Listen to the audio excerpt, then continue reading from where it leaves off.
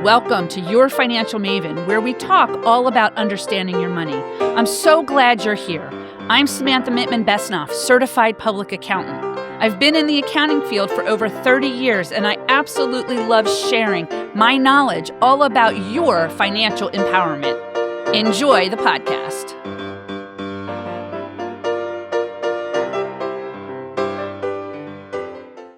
All right. Welcome to Your Financial Maven. I am so excited today to have my guest, Megan Schwan, today. Megan is the founder and CEO of Sidekick Accounting Services. I do have it written down because, I want to get this right.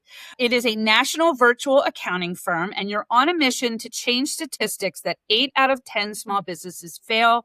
I love that. You're like my soul sister because I agree with you. We've got to find a way to help our small businesses. You've been in the accounting world for over 2 decades. You've helped thousands of entrepreneurs move from financial confusion to clarity and confidence. You're also a certified Profit First professional, which I love. We're going to get talking about Profit First. I think that's awesome. You're a business scaling expert. And of course, you're sought after to help entrepreneurs break down complicated financial concepts into simple, practical strategies. But of course, your perspective isn't just professional. There is that personal side. You were a single mom of 4, but you also love to go to the beach to relax. Yeah. Again, a soul sister. I live in Philly area. Well, I grew up in the Philadelphia suburb area. I live in Lancaster, and it's going down the shore for us. Okay. So, but it's the same thing, right? It's getting on that sand, getting by that water. I love it. Absolutely love it. So, of course, this is so exciting to have you here, somebody else in the profession to help small businesses and entrepreneurs. So Megan, welcome to Your Financial Maven. Thank you, Samantha. I'm really happy to be here. Yeah, very excited. So I always ask the very first question. It doesn't matter if you're in the financial world. I've had my friends on. I've had financial planners. I've had just business owners on. Awesome. What is money? What is money? Yeah, I mean, money is what we use to purchase goods and services, right? And for us, it's the dollar, but for other people, it's other things. And historically, it's been, rocks and pebbles and sticks, probably. Animals too, right? I think there's been animals in there somewhere, right? Exactly. And I think it's important, and I've been doing this podcast for 3 years, and I always ask this question because there isn't necessarily that one right answer, right? We know that money is that medium of exchange, but it's really can be beyond that. So I think it's important for people to hear from accountants, from CPAs, from tax professionals, whomever, kind of what they're, they think of it from that aspect, that pure aspect, but we know that it connotates a lot. So I think it's great to kind of always take a step back. Yeah, I like that question. Yeah, thank you. So I want to first ask you, before we really get into talking about entrepreneurs and their businesses, how did you kind of get started with your business? What did you, do? So I think it kind of helps to set the stage as we ask and go forward with, being entrepreneurs. Yeah. So my story kind of starts before the business. So I was a teen mom, and I took accounting 101 in high school. And my teacher just kind of was like, hey, you have a knack for this. So when I got pregnant, and I was like, okay, I need to figure out, what to do about providing for me and my child. I guess I was just like, well, I'm good at accounting. I like that it's logical. I can make a really good career and have lots of 100%. Options in that route. Right. So that was kind of what got me started in that direction. I went to school and got my bachelor's, and while I was in school, met my husband. So when I graduated, we got married, and then I had my second son. And in the interim, I was working full time at a manufacturing company in the accounting department. And when I had him, I decided not to go back to work full time. So I got a job part time as a bookkeeper at a landscaping company. And that was kind of my intro into like small business. My full time job ended up calling me back. They had created a part time position for me to work from home. So I worked 2 part time jobs, mostly from home, for about 2 years. And then I got laid off of both of those jobs within about a month of each other. One of them restructured, the other one got bought out. So you kind of understand that then, right? With small businesses, that as you talk about failing, and I think it's important to note that a lot of small businesses, it takes time. It's not this quick fix, right? So I think you having that happen to you, unfortunately, but fortunately as well, right? That lining. Yep, exactly. So I had to figure out what was next. I was doing taxes on the side for friends and family at that time. And I guess I was just like, well, I was doing bookkeeping for that one, small business. I could probably do it for other people. And started networking, and 12 years later, here we are. That's so funny because I'll be celebrating 13 years on my own. That's amazing. September, but I've been in the accounting world for over 30 years. So okay. a little longer. I've had my CPA license for 25, but just like you, I fell in love with accounting in high school. I had a business teacher that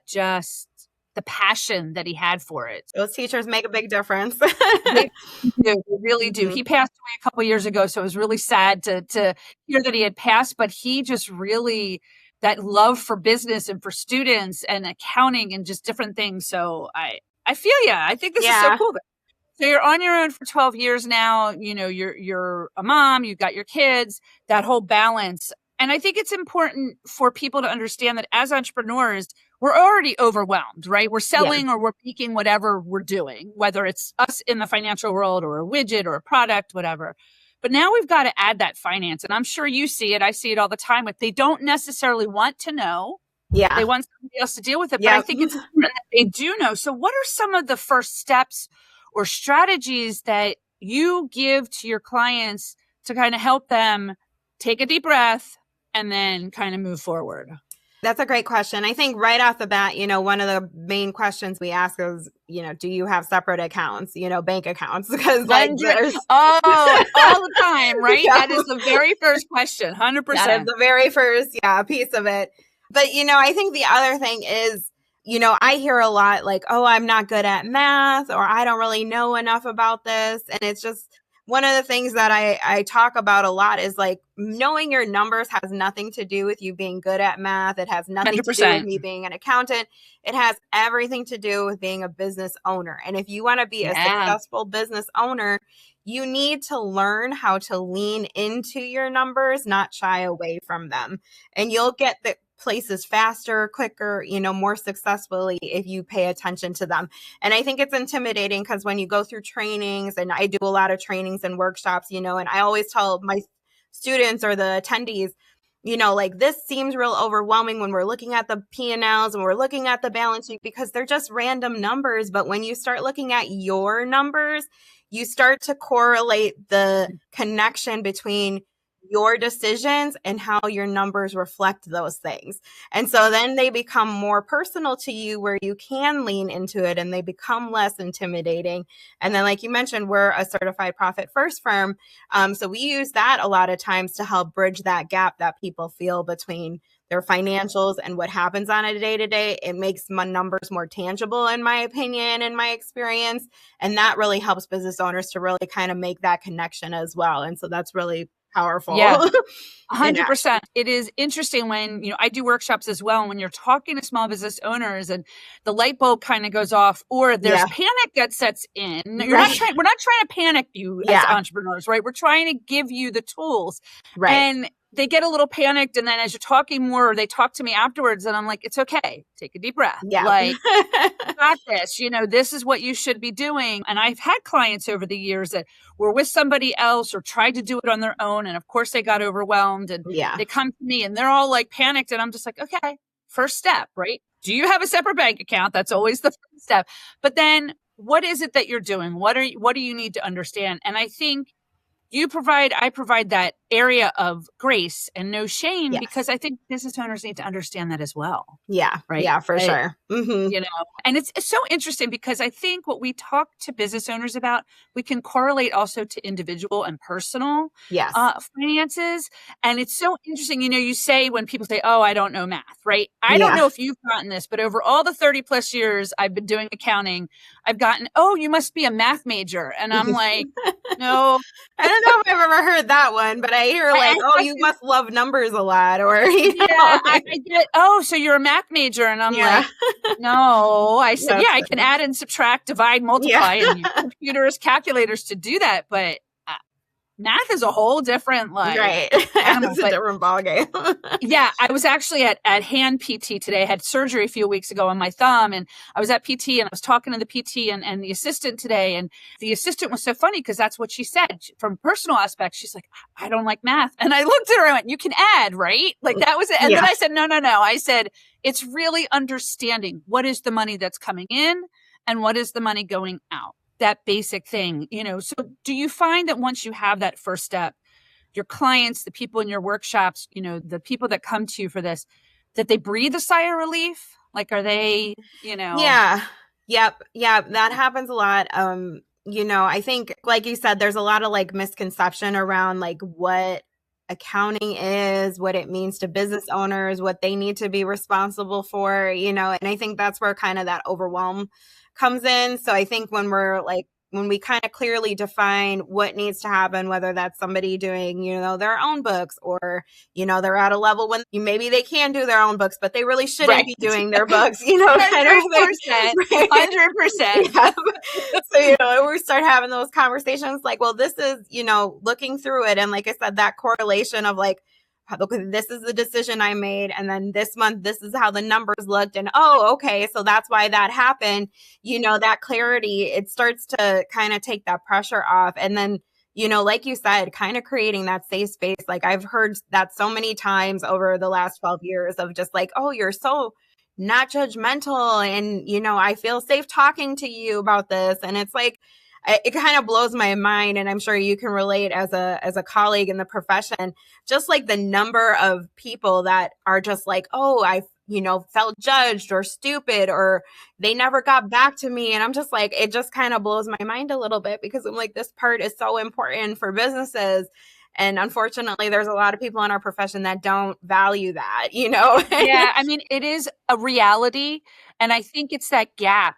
I grew up 70s, 80s, school in the 90s. When I started in accounting, it was a different mindset on some level. It was that mindset of you go into audit, you go into tax, you do the work, you don't interact with your clients. You're the expert, right? You're here and your client's here. And I think from early on, I felt that I just didn't not want to have that interaction, that transparency with my clients. And it took some iterations. I think that's why I ended up in tax more than auditing, because I feel with tax, you can have those more intimate conversations. And then I did nonprofit for a while, and now I'm out on my own. And I feel that the accounting profession, the CPA part of the profession, is really starting to say, these smaller practices that are more one-on-one kind of, so and not to say that it's right or wrong. There's just these different minds, right? Yeah.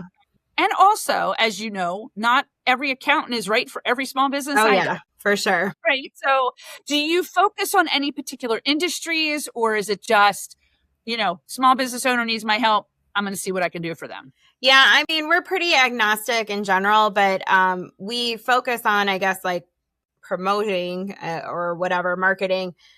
We work with a lot of women and minority-owned business owners. So we put a lot of support and education behind all of our services. And then as far as industries, we work with a lot of like service-based industries, but we kind of work in like what you would think of as outliers. Like we work with daycares, group homes. Oh, I love that. Nonprofits. We work with limited restaurants, which are like food trucks or small, but that's a whole animal in and of itself. Right.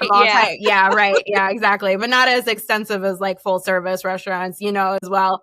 And then service-based businesses. So like agencies, med spas, estheticians, coaching, consulting kind of clients as well. We do a lot of work with those clients. And I guess the string that kind of connects them, because it seems random, but it really is that a lot of those businesses are started by women or minorities, and they are often underserved and undereducated. And so that's where we kind of come in to help support them holistically. And we do bookkeeping, tax prep, tax planning. We do the profit first implementation and business coaching related to that. And then this year, we're actually going to be adding in tax resolution. So we're kind of I love that. Full service for the business as a whole to grow and scale to the next level. So, and I think it's important you bring, that string of being women or minority, minorities, but it's also the accounting. Right. Mm-hmm. Yes. Depending on the industry or the area, some of the accounting, rules or regulations might be a little different, but the basics are the same. The basics are the same. So it's the basics are the same. So you talked about a CEO mindset, although I feel for entrepreneurs like us and others, it's both CEO and CFO mindset, right? Because you've kind of got to do it together, because it's just you. Even if you have staff, you're the one, running your business. So I want to get a little bit into Profit First. I will admit I've listened to the Profit First methodology. I think it's a wonderful methodology for small business owners if they're struggling to get themselves back on track or, mindset change, I don't implement it 100% for me. I kind of modified it for me because I have a little bit more experience, I guess, like you have experience, but I do love that thought process of paying yourself first, getting the profit out of the way, and then kind of going down to what do you have left over, and this is the high level, right? Yes. For expenses, right? And kind of to run your business. And that's a hard mindset. I have a client that I'm working with that I told her, go listen to the book, go read the book. I think it's something that could help her because she feels so overwhelmed. So what is it that, do your clients take to it? What do you see with this methodology? And if you want to explain a little bit more for the listeners, you could probably do it a little better than I could. No, that was a good high level, but yeah. To dig into it a little bit more. So it's really a cash flow management system, which is why, like, whether you're struggling or you're successful, like, it can be a really great system to implement because every successful business needs systems, right? And 100%. So this is a money management system that the goal is to set that up.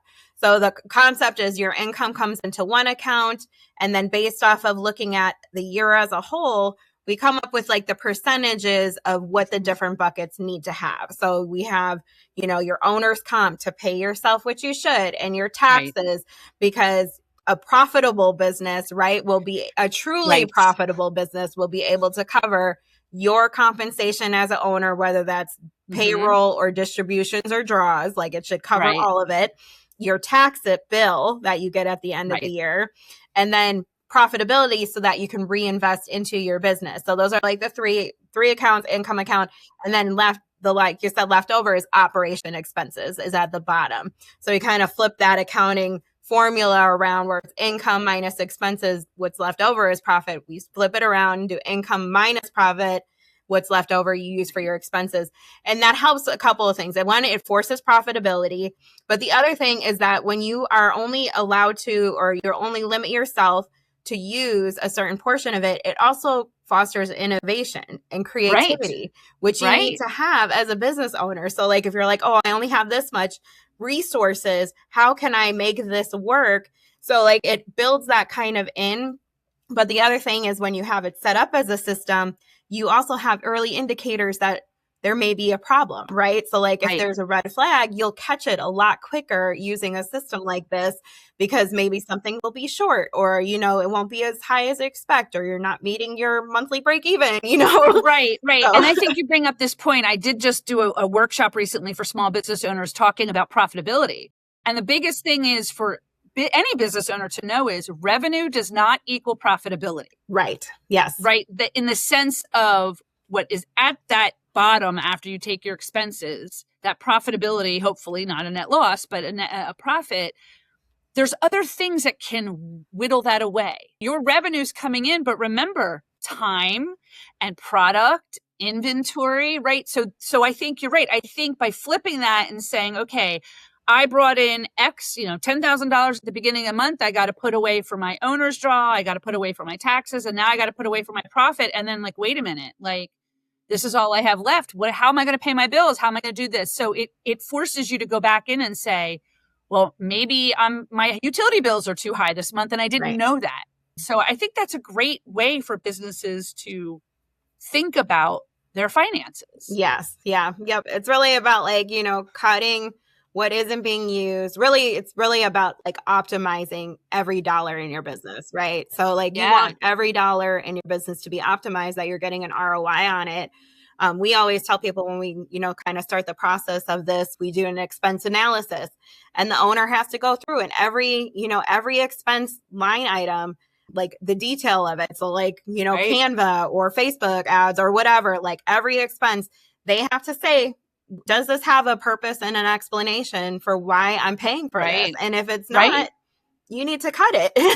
Right. Like for Canva, you can invite, you pay for a certain level and then you can have like up to 3 people. But if you're the only one using it. Exactly. Yeah. You don't necessarily need to pay. You have to reevaluate. And I think it's important. I think entrepreneurs, small business owners need to be doing that. I know they don't want to do it, So maybe if it's not on a monthly basis, maybe they could shift to a quarterly basis, but it's still important to do that analysis. For sure. Yeah.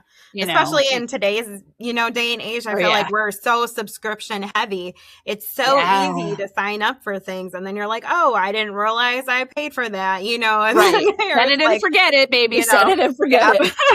And I actually don't like that term. I think it's great to set it so that you have it going automatically, but you shouldn't forget about it. You really need to be analyzing that. Yeah. Because you're right. Like, and I've been, I've been known to do that too. And I'm like, wait a minute, why am I still paying for this? Yeah. Right. Like, I don't know. I signed up for something for business and tax season rolls around and I'm so busy with tax season. I'm like, I can't believe I just paid for that for 4 months. I didn't even use it. Yeah. Like, I think people need to understand that when they come to an accountant, they come to a CPA, we get it, right? We can do the analysis. And I think that for you and I, we have that extra special connection because we're both entrepreneurs, we're both owners of our business. Mm-hmm. And I think this profit first methodology, like I said, I think it is a great way for businesses to kind of get started. And I do think, for me, like I said, I use it to a degree, but I should actually go back to really using it. I actually have my bank accounts are still set up with the profit, the main checking account. And I had rent, but I don't have rent anymore because I'm working at home. So, but I do have taxes. I still, when my money comes in, my business money comes in the beginning of the month, I will sit there and go, okay, I got to put away for estimated taxes and profit. And I kind of know my percentage. And for me, I sometimes will adjust that percentage just because it depends on the time of year. I mean, I'm busy all the time, but it depends on that ebb and flow. Yeah. Right. Tax season, I do individual tax work as well. And so that is a bump. Yeah. Yeah. And I don't necessarily want to use all that bump and put it to me. I want to put it back into the business. Yeah. Right. Yeah. Because there's product that we buy, right? Tax software, there's accounting software, there's everything with AI going on right now. Like, so what are you seeing then?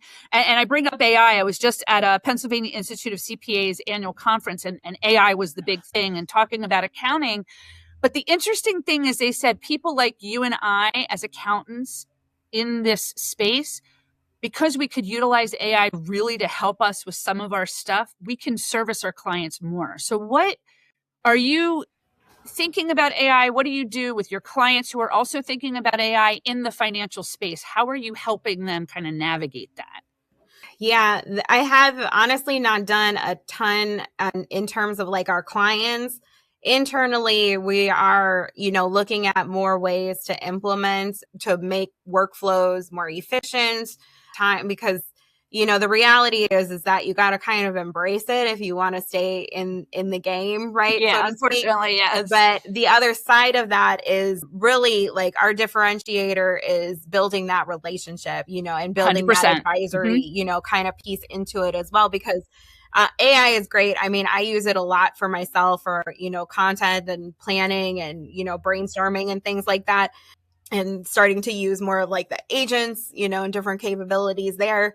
But the reality is that you can't take the human out of it. Like you can't get the human out of it, right? And so like still it's not, at least not yet. And hopefully, I don't know if I want it to get to that point where it's like, it can like project and try to, do different scenarios. But even if it could project, even though you bring that up, even if it could project, I think the issue there is every client has their nuance to their business. They do. Yeah. Right. Every client has that little bit of nuance. So I think that utilizing AI for ourselves, but maybe working with our clients to get them to understand that even if they utilize AI, accounting softwares are starting to utilize AI a little more. Right. Can't say I agree 100% with how they're doing it because it's a little annoying.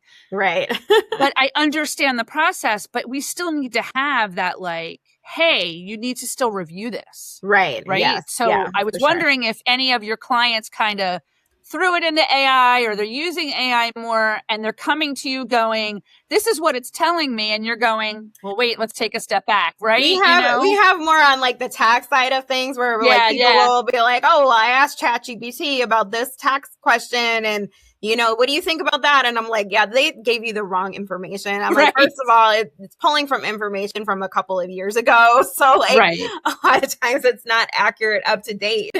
Right.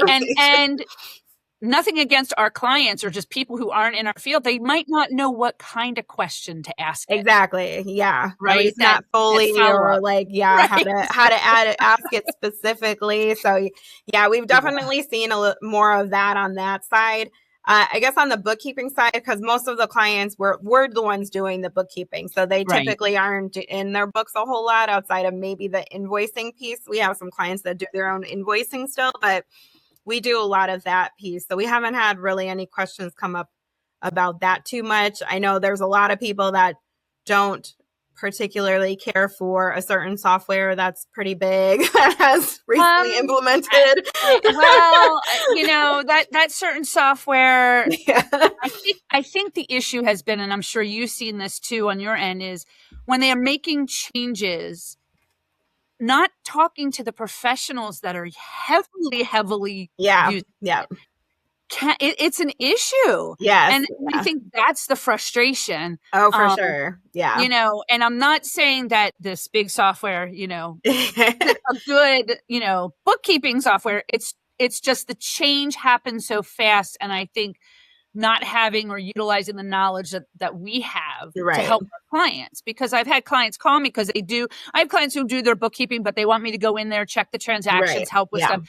And they're just like, I can't. I'm like, well, I can. So let me help you. And in that with entrepreneurs, we're both moms, we're both have our own businesses. We're both, trying to get out there and support ourselves.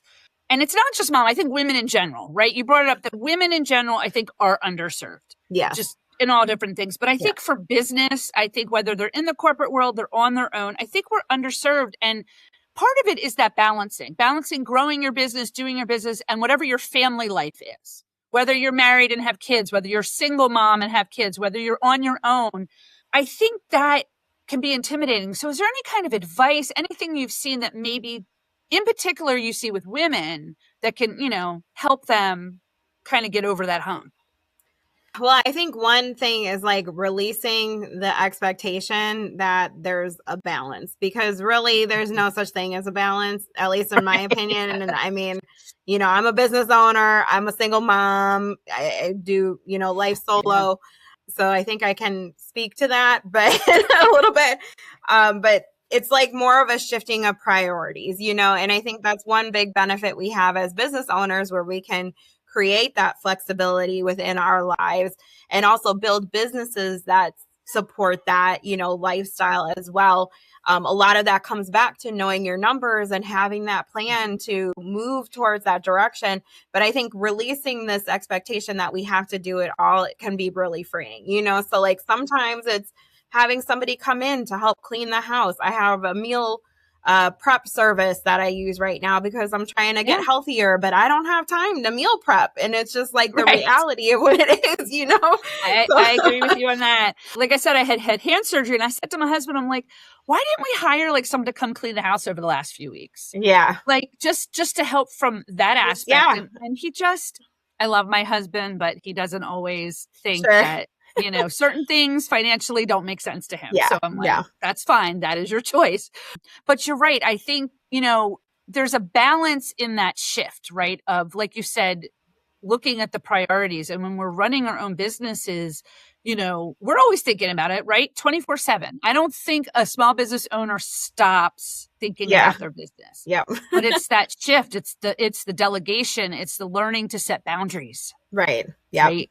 Yeah. I think for women, and it's okay for us to set boundaries. Yeah. For us to say, no, I'm not going to do that. Yeah. Yeah. Yeah. Having kind of that awareness of like what you need and understanding that that's going to change. Sometimes it'll change next month, or then, we're getting into the summer. So like a lot of people's schedules change for the summer, especially if you're a mom, because your kids are home. Or, they're not going to a full day of school. They're going to go to summer camp, which is only for 5 hours or something, so you have to understand, especially like in that mom mode, your priorities and your boundaries and your schedule shifts a lot, and you got to be like, okay with that and really just kind of embrace that, but also don't feel bad about setting those boundaries, like I know for a while there, like one of the big shifts I made this year was I'm only doing meetings on certain days. of the week. Right. And right. and that was something like I was noticing. I was like, I have back-to-back meetings all day, every day. And then I get none of the other work done. I don't have any room to think. And you need room to think as a CEO too. Like you need to have white 100%. Space. Like there should be nothing on your calendar sometimes so that your brain can just process.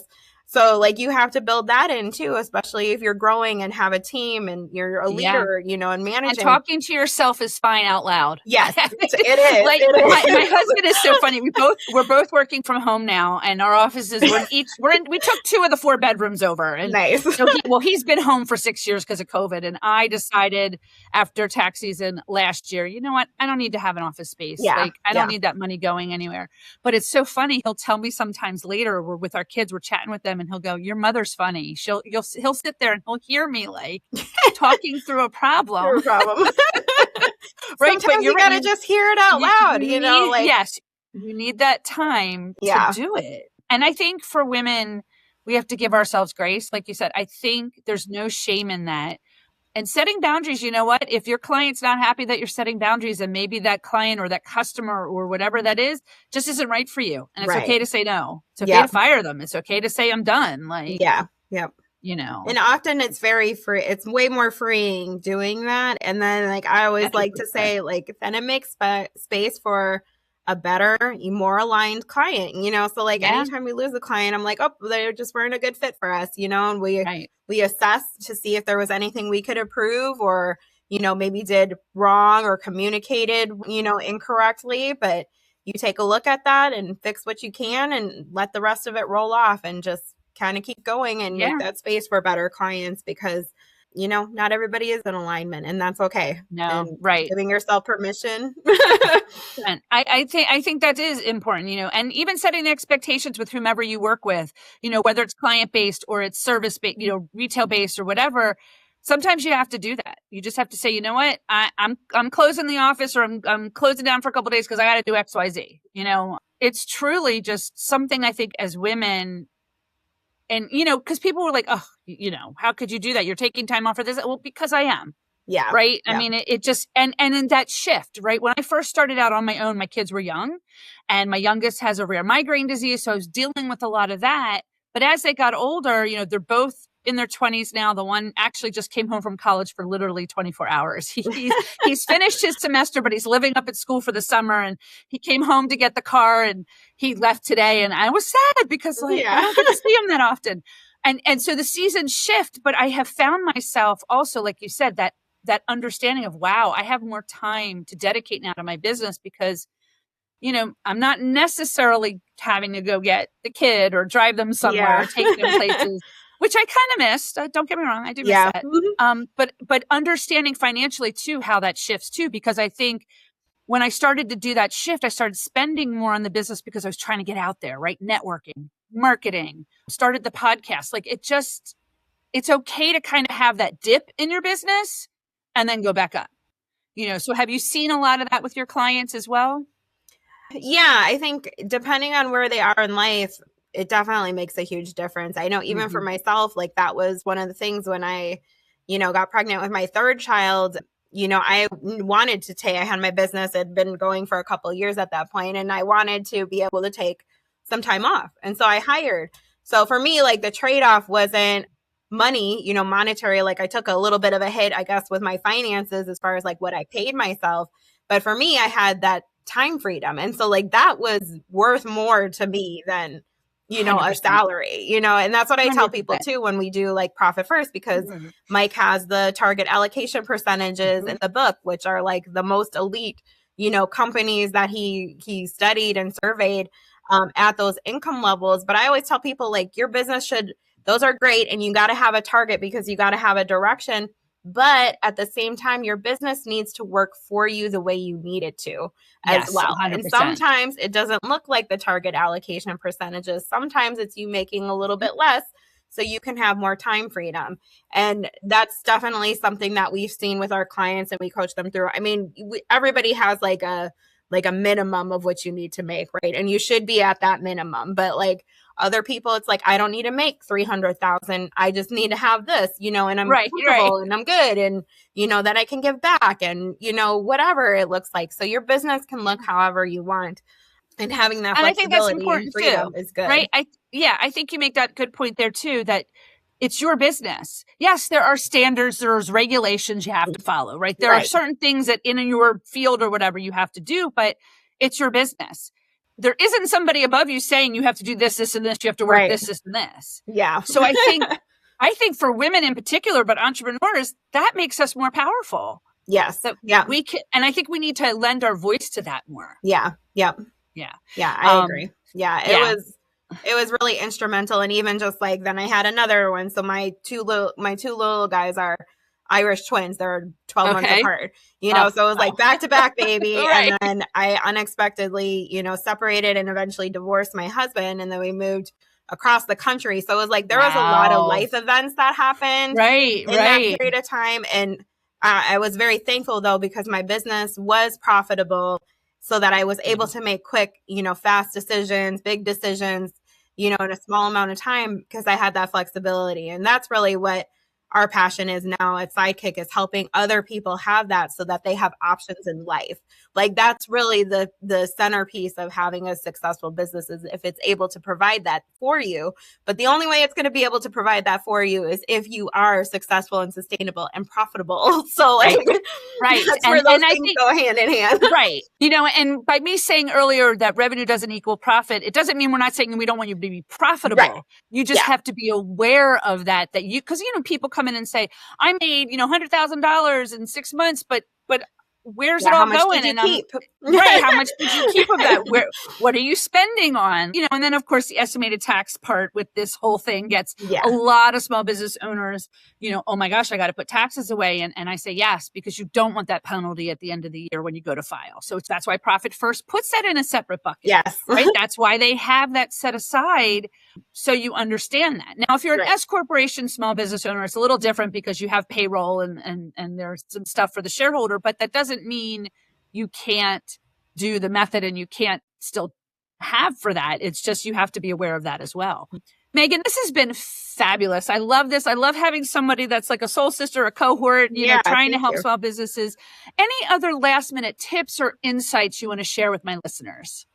I guess my encouragement would just be to give yourself some grace, like we talked about, is like a big one, especially for women. I think we're just really hard on ourselves and we think that there's an expectation that needs to be made, and you don't have to live up to anybody's expectation. Like that's the beauty of this, is that you get to make your own expectation and create your own life that you want. So just giving yourself grace and business ownership, like me and you both, business for 12, 13 years, there's always something to work on. So 100% right. Focus on the progress that you've made. Like, where did you start? Where are you now? Because I bet there's some really big strides there. Don't focus on how much farther you still have, because there's always going to be something. Focus on how far you've come and do that. If you're struggling, do it on a regular basis. Look at the week, say, okay, what did we get done this week? What were the wins? What are going to be my wins for next week? And just go from there, because that will help you be more positive, be more motivated, and you need that as a business owner too. 100%. No, I absolutely agree with you there. So Megan, where can we find you? And do you have any calls to action? Yeah, I am on Facebook and Instagram and LinkedIn primarily. If you'd like to schedule a call, I do a strategy call, a 20-minute, 30-minute strategy call, complimentary. If you just want to talk through some things, you can go to chatwithmeg.com. That'll take you to my website and you can book a call. So I'd love to talk to anybody who's thinking about Profit First or has questions about bookkeeping or taxes. I am yours for the asking and happy to talk to anybody that's interested. I love it. I love it. And you are the CEO and founder of Sidekick Accounting Services. I'll have information on, of course, what the podcast is all about in the bio of the podcast, but I'll make sure Megan's information is there as well. Thank you so much for joining me today. Thank you. It was fun.